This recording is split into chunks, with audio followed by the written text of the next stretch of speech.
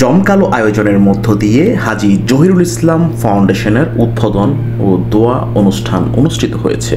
শুক্রবার বিকেলে নগরীর ১৯ নং ওয়ার্ডে দক্ষিণ রসুলপুর ঢুলিপাড়া বড় মসজিদ সংলগ্ন জহিরুল ইসলাম ফাউন্ডেশনের কার্যালয়ে অনুষ্ঠিত হয়।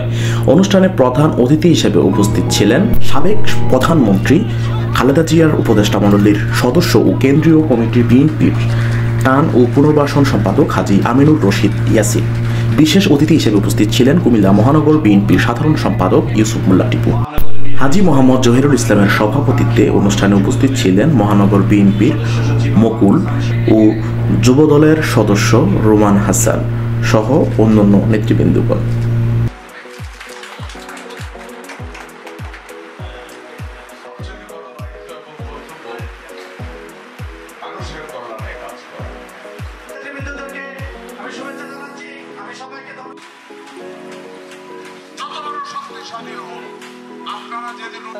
আপনারা এগিয়ে আসলেন, আপনাদের অনেক ত্যাগের বিনিময়ে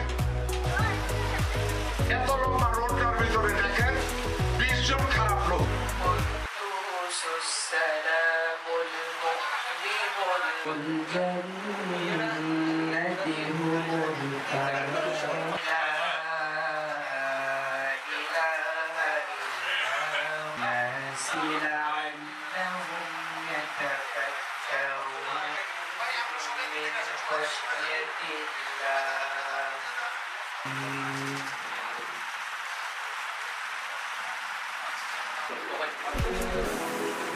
আমাদের মধ্যে উপস্থিত হয়েছেন শুভেচ্ছা বহন করবেন।